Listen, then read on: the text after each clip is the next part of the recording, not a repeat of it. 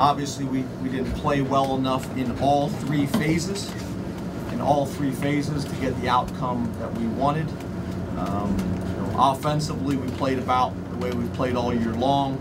We started out the opening drive, going right down the field, doing whatever we want. From that point on, we had missed assignments, penalties, errors that were difficult, made it difficult on us. Defensively, typically we've been able to get a few points lead, and our defense is time in and time out, week after week, has really kind of had our back. And today they weren't able to do that consistently. We weren't able to get pressure on the quarterback, probably less than we have all year long.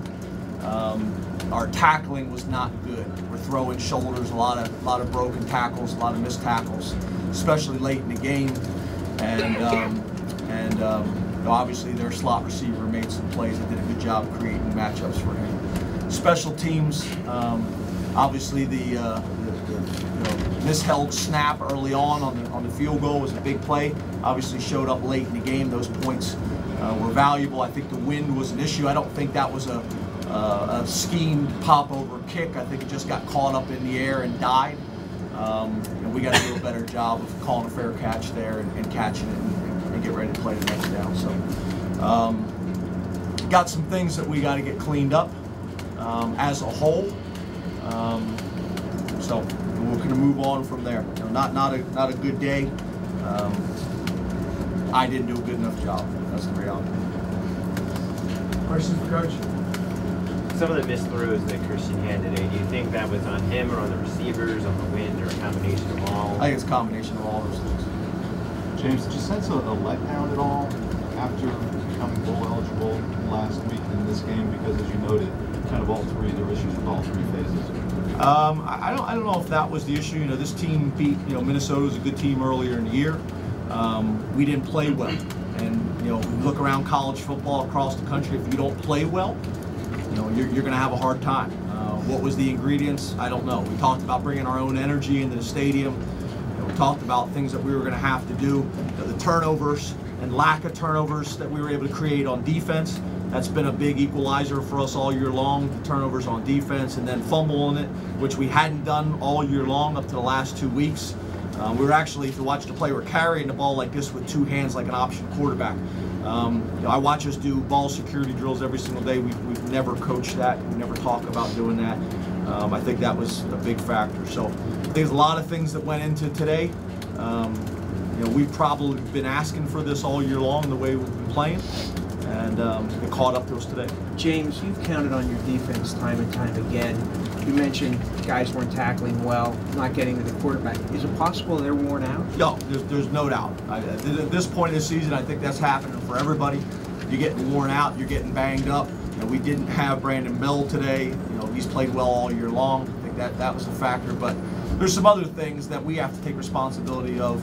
We're throwing shoulders. We're not wrapping. We're throwing shoulders and going for big hits, and we're not fundamentally sound right now in tackling. We've gotten away with it for most of the year.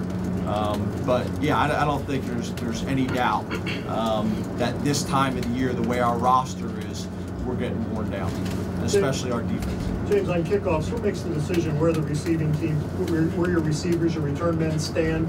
It seemed like they were awfully far back on that second kickoff. The one that died in the air? Yeah.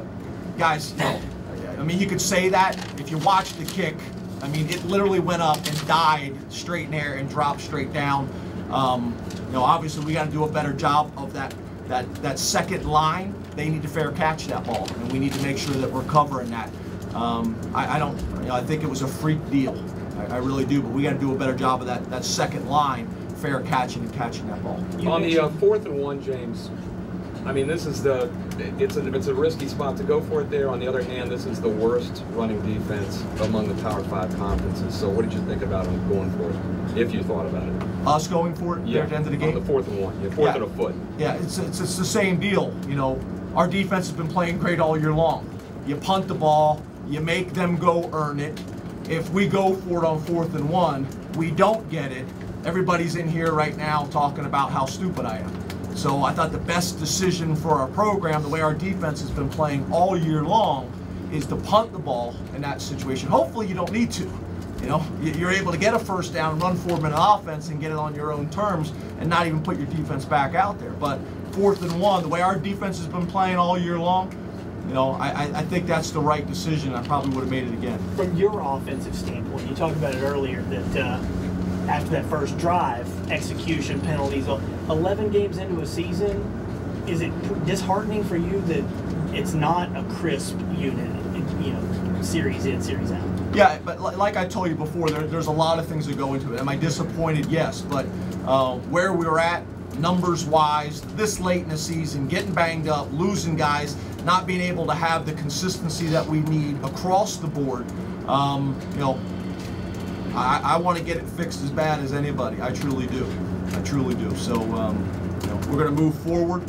We're going to move forward with a bunch of guys that are excited and positive about their opportunity here, and you know, we're going to get back to work tomorrow morning. That's all I know.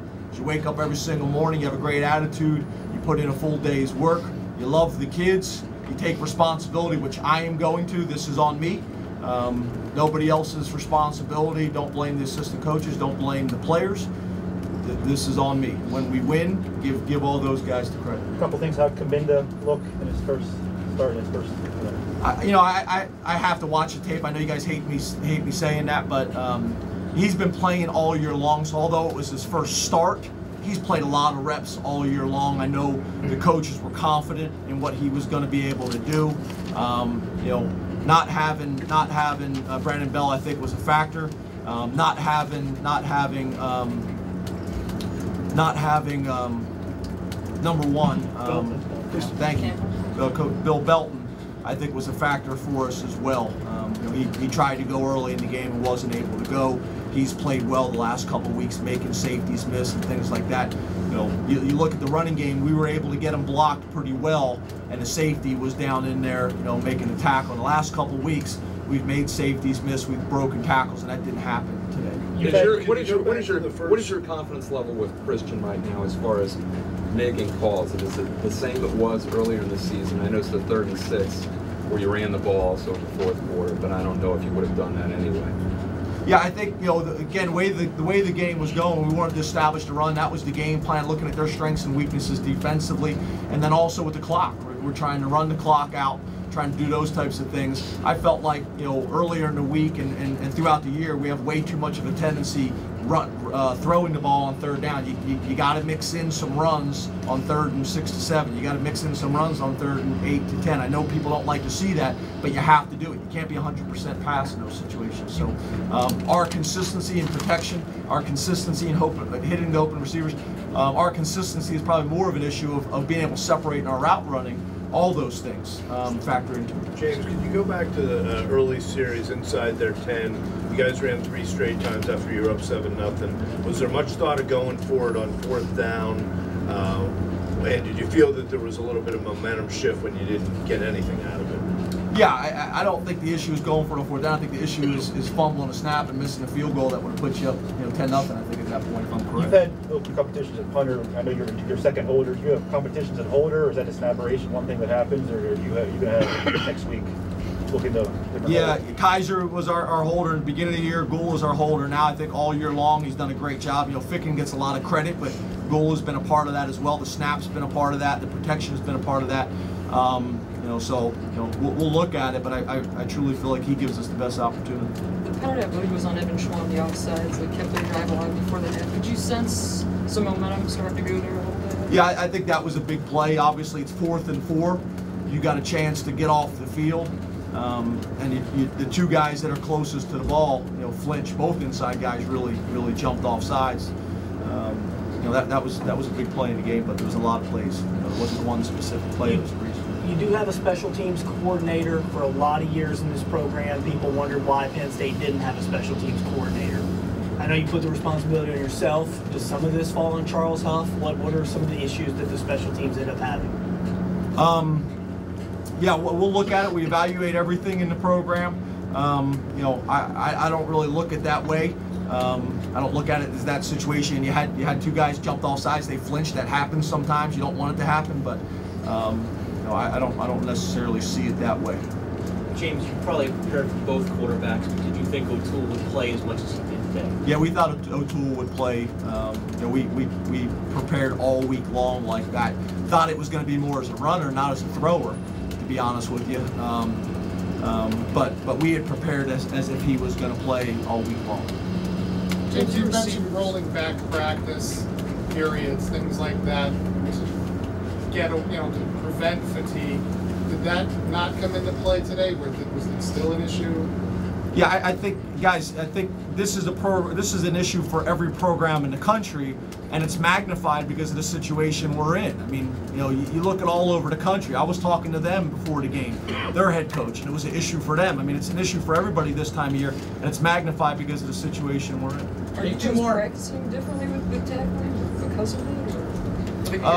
I think we're probably doing a little bit less than we normally would, but even then, at this point of the year, you'd still be cutting back on those things. I think what it is, it's not necessarily this week. It's accumulation of the entire year. You're doing less of everything. Was this loss particularly more deflating than some of the others because you had started to build some late season positives? This loss hurts because it's the only game on the schedule. It's the game we played this week, and that's kind of how we look at it. We're hurting right now because we didn't play as well as we're capable of playing, and it hurts because it's the only game that's on my mind. It's not any other games previous. It's not any games after. It's what we're dealing with right now. Thanks, Coach.